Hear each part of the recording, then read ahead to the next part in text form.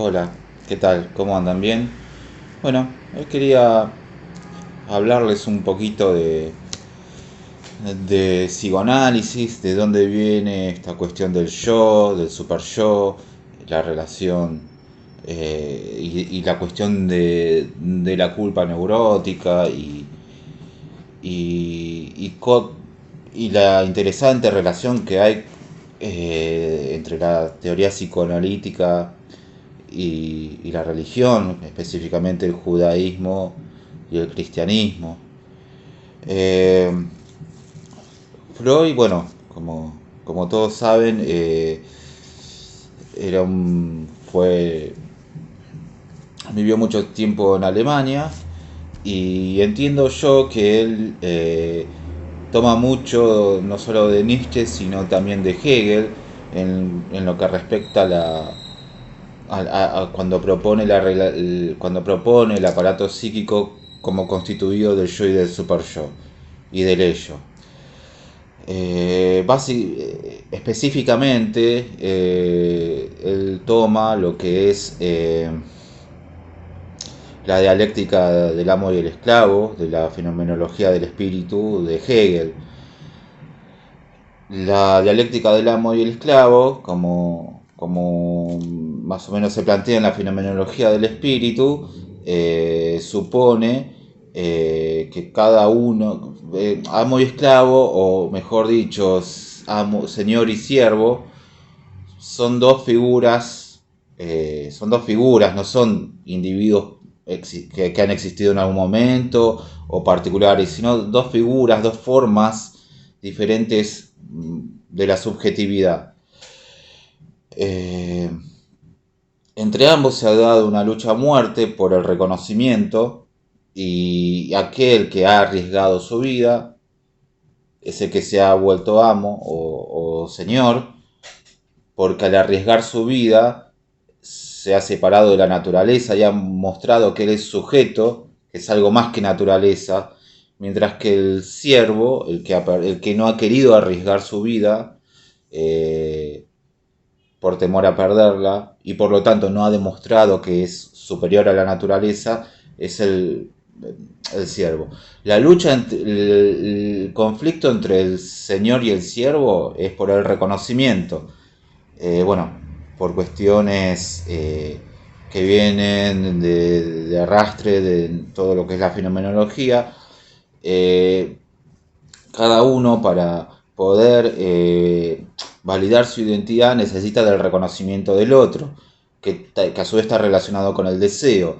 Todo deseo está referido al deseo del otro, a que el otro me desee porque o me reconozca, porque en el deseo o en su deseo yo puedo eh, constituirme,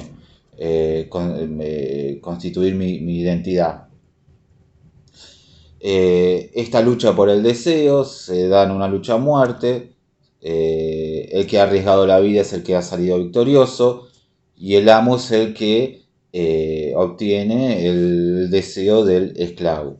Sin embargo, la cuestión no termina acá porque como para el amo el esclavo no es un ser humano porque no ha arriesgado su vida, el reconocimiento no le sirve de mucho. La cuestión es que toda la relación entre el amo y el esclavo no desemboca en lo que es la fenomenología del espíritu, en la relación entre lo inmutable y lo mutable, que es la relación entre lo eterno y el tiempo, entre lo infinito y lo finito, o lo que es entre lo inmutable también puede entenderse como la ley y lo particular. Lo general y lo particular, perdón. Por eso es la ley. Mientras que lo mutable es lo particular, lo inmutable es lo general. Mientras que lo mutable es lo accidental, lo finito, lo inmutable es lo infinito. Esto termina siendo la conciencia dual, una conciencia que tiene estas dos figuras, estas dos conciencias. A partir de aquí, Freud va a postular la relación entre el superyo y el yo. El superyo viene a ser el amo, el yo viene a ser el siervo, el superyo es lo general, es lo inmutable, es la ley, el yo es lo particular, lo finito, lo accidental. ¿Y cuál es la relación con el judaísmo y con el cristianismo? Para Hegel, lo mismo para Kierkegaard y todo el idealismo alemán, eh, esta relación entre lo inmutable y lo mutable es la relación, es, digamos, el judaísmo, en el que el padre, o la ley, o lo general, demanda, bueno, en este caso Dios demanda al pueblo judío el cumplimiento estricto de la ley, eh, eh, eh, y de alguna manera se constituye como si fuese el Señor frente al siervo. Eh, entonces, esta relación es lo que para Freud supone el núcleo de la neurosis, porque lo particular, lo finito o el yo busca siempre eh, cumplir con lo inmutable, cumplir con lo general, cumplir con la ley. Pero como siempre lo hace desde como el yo siempre es particular y finito, nunca puede alcanzar la perfección que idealidad del inmutable le requiere. Nunca es posible la perfección ética. En este sentido, también esta es la ética. La ética es una ley que se impone, que demanda, y el individuo, el particular, que la tiene que cumplir. Ahora, muchas veces pasa que en cumplimiento de una ley uno incumple otra, muchas veces pasa que uno se equivoca y no cumple la ley y se deja llevar por otras cuestiones como emociones, sentimientos. Entonces siempre hay una distancia con esto inmutable que no se puede sortear. Por esa razón, en la fenomenología del espíritu, Hegel dice que lo inmutable siempre juzga a lo mutable. El amo es asimismo una instancia de juicio. Es una instancia de juicio porque la distancia es entre el yo y el super yo es siempre absoluta. Eh, la cuestión, bueno, por ejemplo, ¿por qué se encuentra esta necesidad de lo mutable o de lo finito, o que es el siervo, o el particular, o el yo? ¿Por qué busca cumplir siempre con la ley? Porque de esa manera obtiene el reconocimiento, o porque busca obtener el reconocimiento. Recuérdese que el deseo es el deseo del otro. Entonces, por cumplir la ley, el yo busca un reconocimiento. Creo que Freud se refiere a esto cuando habla del ideal del yo. Lo mismo sucede con la filosofía platónica. Vemos esta relación entre lo inmutable e inmutable en esta relación entre el mundo inteligible y el mundo sensible. El mundo inteligible, como bien dice Platón, es el mundo de las ideas, es el mundo de lo perfecto. El mundo sensible en el que nos desenvolvemos nosotros es una copia imperfecta del mundo inteligible, es una copia imperfecta de las ideas.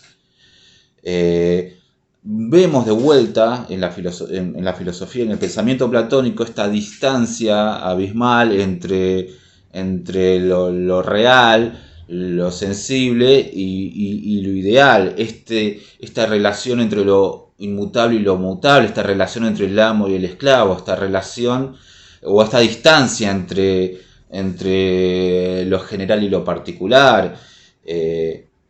Ahora bien, en Aristóteles vemos, si bien no están las ideas platónicas en ese trasmundo, Aristóteles sí va a hablar del motor inmóvil, que en donde también se da esta distancia infranqueable. ¿Por qué? Porque el motor inmóvil es aquello que sin moverse lo mueve todo. ¿Cómo lo mueve todo? Por amor. O sea, todos los entes finitos, todos los individuos particulares, todos los seres individuales, por amor, tendemos a movernos hacia ese motor inmóvil. Pero siempre el movimiento, en este caso el amor, va de lo imperfecto, de lo sensible, hacia lo eterno. Entonces vemos de vuelta esta distancia abismal entre el siervo y el amo, lo particular y lo general, lo sensible y lo inteligible, que en definitiva es como estamos constituidos nosotros, que para Freud va a ser esta distancia entre el yo y el super yo. El hecho de que, por ejemplo para Aristóteles, el hecho de que el motor inmóvil mueva por amor supone a sí mismo mueve por amor. ¿Qué significa que mueve por amor? ¿Por qué todos los seres por amor van en quieren estar lo más cercano posible al motor inmóvil? Porque buscan asemejarse lo más posible a lo inmutable. Siempre lo sensible al perfeccionarse busca llegar al ideal. Ahora, por más que se acerque a lo ideal o a lo eterno o lo que sea, nunca va a ser igual, nunca va a haber una identidad entre lo particular y lo general, entre el tiempo y lo eterno, entre lo inmutable y lo mutable y lo inmutable, entre los seres y entre los seres sensibles y las ideas. Siempre va a haber una distancia infranqueable. Para Freud, esto es lo que nos vuelve neuróticos. La culpa nunca es culpa por haber realizado alguna acción disvaliosa. La culpa es porque siempre hay una distancia infranqueable con las demandas del super yo. El super yo se postula o se pone en un trasmundo de idealidad y perfección desde el cual juzga y hacia el cual nunca podemos llegar. Nunca podemos alcanzar, digamos. Ahora bien, para Freud el problema es, o lo que nos vuelve neuróticos es la ilusión de lo eterno. Es decir, esto que es inmutable, lo ideal, lo general, es siempre una ilusión. El neurótico busca siempre alcanzar esa perfección, alcanzar esa idealidad, alcanzar eso que es eterno, sin darse cuenta de que eso es ilusorio. Entonces, todo lo que es el camino del análisis va a consistir en, de alguna manera, llegar a concluir que aquello que se busca es ilusorio. Y de esa manera aceptar la falta. Por su parte, el pensamiento del idealismo alemán, o por Hegel, y con posterioridad Kierkegaard, van a decir, no van a estar en la misma línea que Freud. Lo eterno no es una ilusión, sino que de hecho es algo que estamos destinados a buscar y con lo que nos tenemos que relacionar.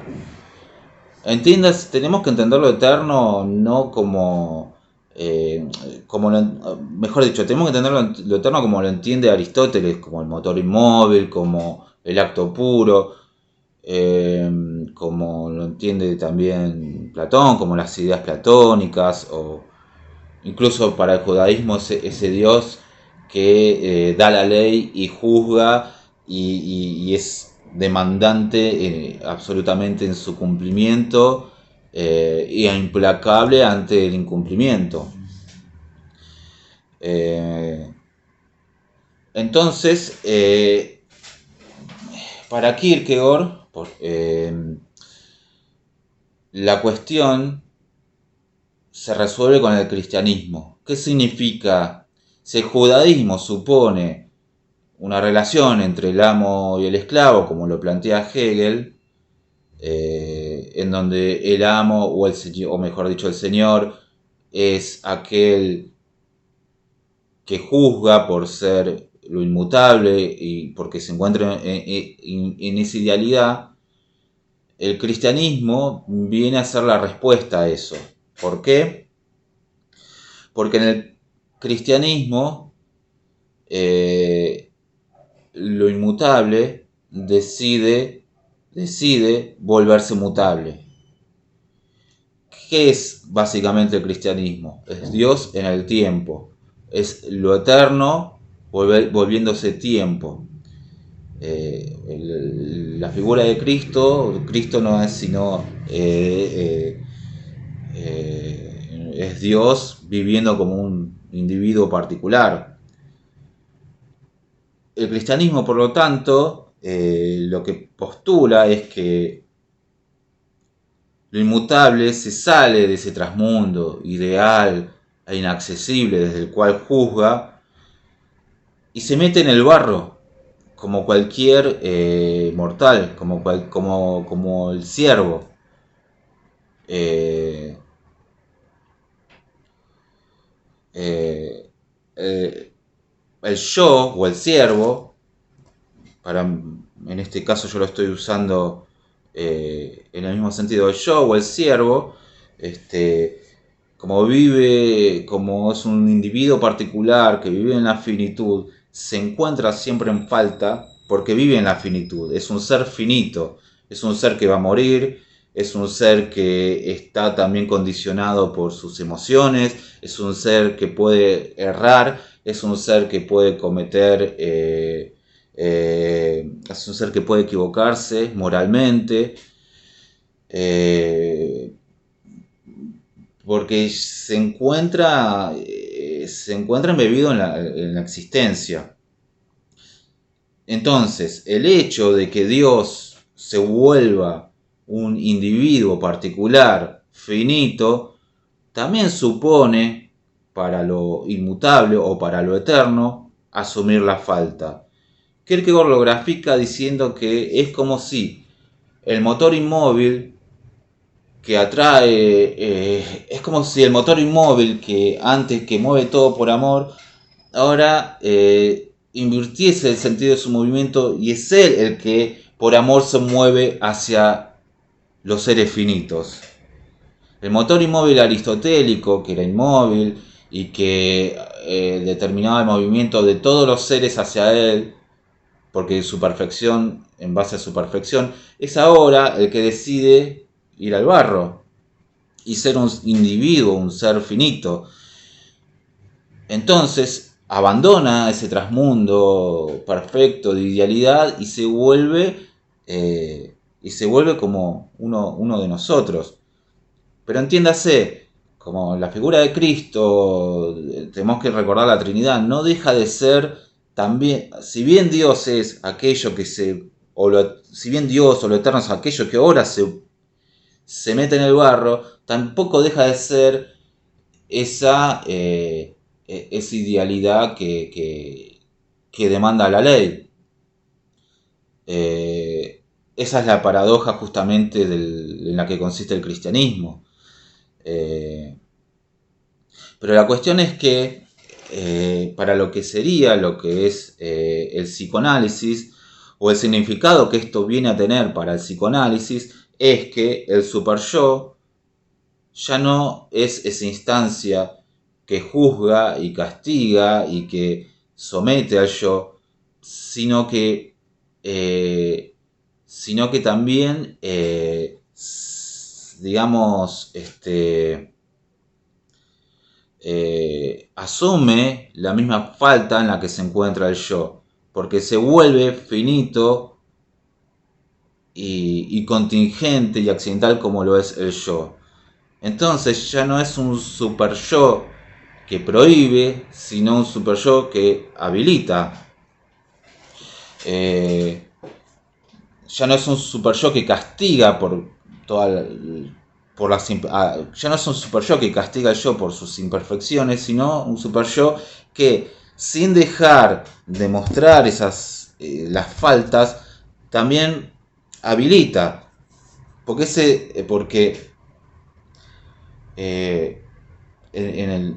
porque lo eterno, al volverse tiempo en la figura de Cristo y en consecuencia morir en la cruz, está asumiendo la falta. Se vuelve lo eterno un ser en falta. Para Freud lo eterno era ilusorio. Para Kierkegaard lo eterno de alguna manera o en cierto nivel está asumiendo la falta, y eso nos faculta, nos posibilita relacionarnos con lo eterno. En esto se divide el amor cristiano del amor pagano. Mientras que el amor pagano supone ir de abajo para arriba, de lo sensible y lo ideal, de los seres finitos al motor inmóvil, el amor cristiano supone movimiento de lo ideal hacia lo sensible, de lo eterno hacia lo finito. Por lo tanto, mientras el judaísmo supone ese movimiento del yo que busca siempre complacer al super yo, el cristianismo podría plantearse como el movimiento del super yo que va al yo, y en vez de juzgarlo, se vuelve un semejante en cierto nivel, a fin de no juzgarlo sino habilitarlo. Recuerden que la lucha entre el amo y el esclavo es una lucha por el reconocimiento. Si el yo es el esclavo, este movimiento del super yo hacia el yo supone el reconocimiento del super yo al yo, que es lo que el yo está buscando todo el tiempo y que es lo que lo vuelve neurótico. Entonces, de lo que se trataría si combinamos quizás el pensamiento de Freud con el de Kierkegaard es que el super yo pase de ser un super yo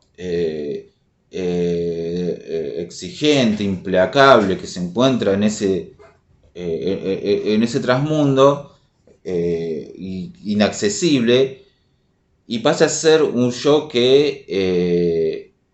un super yo que habilita al individuo, que lo reconoce, y al reconocerlo posibilita en el individuo que circule su deseo, porque el deseo de todo individuo es el deseo del otro.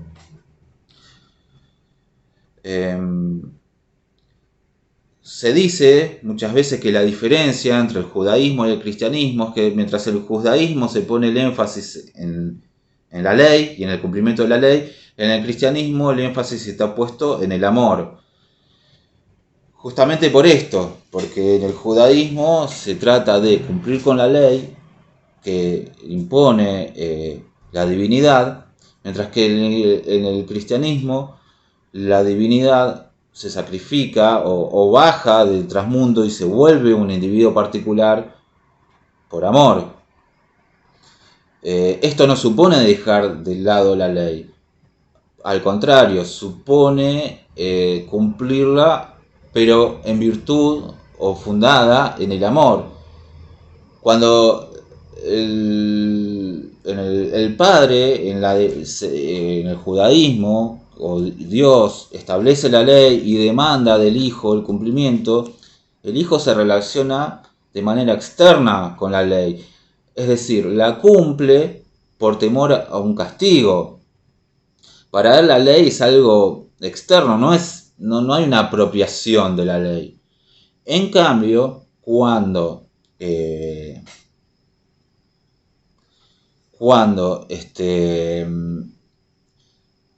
lo eterno se vuelve un individuo particular, se vuelve tiempo, eh, lo que se instaura ahí es el amor. Y la ley, cuando se cumple no por un temor o un castigo, sino por amor, ya no supone algo externo para uno. Es parte de uno mismo. Cuando uno cumple con la ley por amor, la ley se vuelve parte de uno mismo y no algo externo dado que uno teme al castigo. No es lo mismo, por ejemplo, ayudar a un necesitado, porque si no lo hago, Dios me va a castigar, que ayudar a un necesitado por amor. Eh, digamos, por compasión. Eh, la cuestión cambia ahí. Ahí yo me estoy apropiando del mandato moral, no lo hago, no me relaciono de manera, no me relaciono con eso como algo que se me impone, sino que yo mismo estoy haciendo carne ese mandato moral. Bueno, es- espero que me hayan podido seguir un poco la línea, sé que es complejo y que les haya gustado. Saludos.